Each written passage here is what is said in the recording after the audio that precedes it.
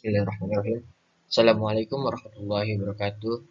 Perkenalkan, nama saya Bagus Muhammad Nur dengan nomor BP 2110 1152 6104 15. Baiklah, kali ini saya akan menjelaskan materi dengan mata kuliah Sistem Informasi Manajemen. Topik yang akan saya bahas adalah yang pertama syarat-syarat sistem, yang kedua komponen sistem, dan ketiga klasifikasi sistem. Keempat ada karakteristik sistem, dan yang kelima yang adalah yang mempengaruhi kualitas informasi, dan keenam tujuan manajemen dalam informasi. Syarat-syarat sistem. Yang pertama, sistem harus dibentuk untuk menyelesaikan suatu masalah. Yang kedua, elemen sistem harus mempunyai rencana. Ketiga, adanya hubungan di antara elemen. Keempat, unsur dasar dari proses yang terdiri dari arus informasi, energi, dan material yang lebih penting daripada elemen sistem. Kelima, lebih penting tujuan organisasi daripada tujuan elemen. Nah, kali ini ada komponen sistem yang akan saya jelaskan. Komponen sistem terdiri dari, pertama, komponen input. Komponen input adalah hal-hal yang masuk dalam komponen input meliputi kumpulan data-data. Dalam komponen ini, harus ada semacam metode serta media untuk mengumpulkan data-data yang nantinya akan diolah menjadi informasi. Data yang akan dimasukkan bisa serupa dokumen-dokumen dasar. Kedua, komponen model. Sistem informasi juga membutuhkan komponen model. Komponen model yang satu ini terdiri dari kombinasi antara prosedur, logika, serta model matematik yang berfungsi memanipulasi dan mengolah data input atau data yang tersimpan. Setelah melalui komponen ini, diharapkan data yang diolah akan menghasilkan keluaran atau informasi yang diinginkan. Yang ketiga, komponen output. Setelah melalui komponen model, data, atau informasi yang keluar melalui komponen output, dalam komponen output, informasi yang sudah keluar sudah sesuai dengan apa yang dibutuhkan. Semua pemakai sistem bisa menggunakan yang berkualitas tinggi. Keempat, komponen teknologi. Teknologi menjadi semacam toolbox dalam sebuah sistem informasi. Teknologi ini digunakan untuk menentukan dan menjalankan model, menyimpan sekaligus mengakses data, menghasilkan pengeluaran, hingga membantu pengeluaran dari seluruh sistem. Teknologi yang canggih adalah modal utama sebuah sistem. Baiklah, yang kelima, ada komponen hardware. Hardware atau perangkat keras berfungsi untuk alat penyimpanan informasi. Hardware adalah tempat untuk menampung database untuk memperlancar kerja sistem informasi. Yang keenam, komponen software. Software atau perangkat lunak merupakan tempat yang berfungsi untuk mengolah, menghitung, sekaligus memanipulasi data. Software mengambil data dari hardware untuk menciptakan sebuah informasi berkualitas. Yang ketujuh, komponen basis data.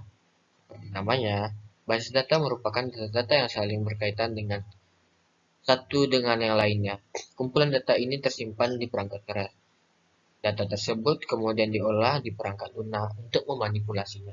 Data di basis data perlu diolah sedemikian rupa sehingga menghasilkan informasi yang berkualitas. Pengorganisasian basis data yang bagus dapat memanfaatkan pula untuk definisi kapasitas penyimpanan. Basis data ini bisa diakses atau diolah melalui perangkat lunak yang disebut database management system. Yang kedelapan, kita ada komponen kontrol. Komponen terakhir yang harus ada dalam sistem informasi adalah komponen kontrol. Dalam sebuah sistem, faktor yang berisiko untuk merusak sistem informasi, faktor seperti bencana alam, temperatur, kegagalan dalam sistem berpotensi merusak sistem informasi. Untuk itu, kamu tetap membutuhkan pengetahuan menghindari risiko kerusakan sistem. Komponen kontrol inilah yang punya tugas tersebut.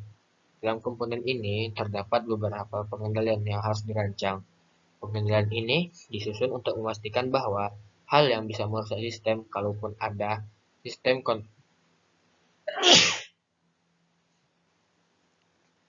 Sistem kontrol harus punya solusi untuk mengurangi dampak tersebut.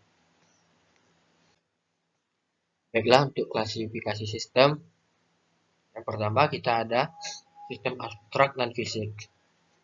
Yang dimaksud dengan sistem abstrak adalah sistem yang berupa pemikiran atau ide-ide yang tidak tampak secara fisik. Contohnya sistem agama. Yang kedua, sistem fisik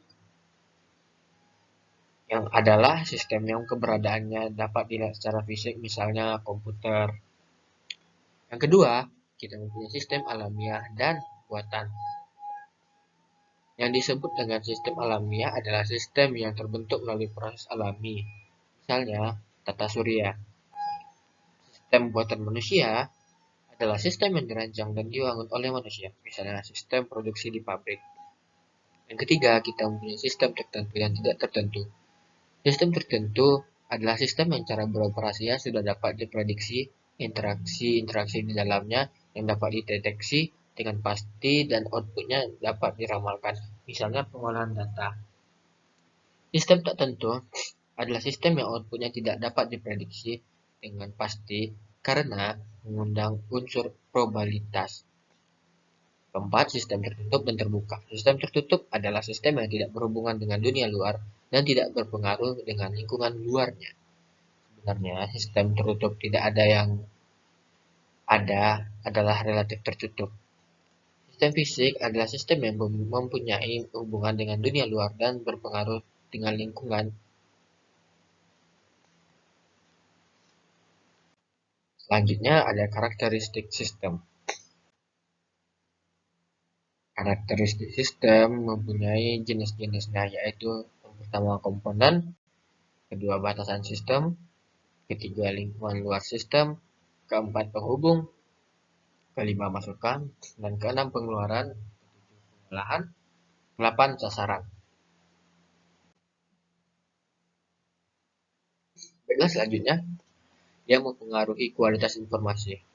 Berikut adalah beberapa yang mempengaruhi kualitas informasi. Yang pertamanya adalah akurasi.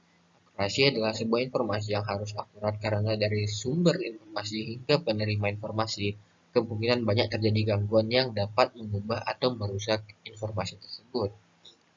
Tepat waktu. Informasi yang dihasilkan dari suatu proses pengolahan data, datanya tidak boleh terlambat. Informasi yang terlambat tidak akan mempunyai nilai yang baik karena informasi merupakan landasan dalam pengambilan keputusan. Ketiga, relevansi. Informasi dikatakan berkualitas jika relevansi pemakaiannya. Hal ini berarti bahwa informasi harus bermanfaat bagi pemakainya. Relevansi untuk tiap-tiap orang satu dengan lainnya. Berikutnya adalah tujuan manajemen dalam informasi, yaitu tujuannya adalah menyediakan informasi yang berguna dalam menganalisis data dan pengambilan keputusan bagi suatu perusahaan atau bisnis, memudahkan pekerjaan dan pengelolaan manajemen dalam suatu perusahaan atau bisnis. Baiklah, cukup sekian isi materi dari saya dan penjelasan dari saya sendiri. Terima kasih. Maaf kalau ada kurangnya. Assalamualaikum warahmatullahi wabarakatuh.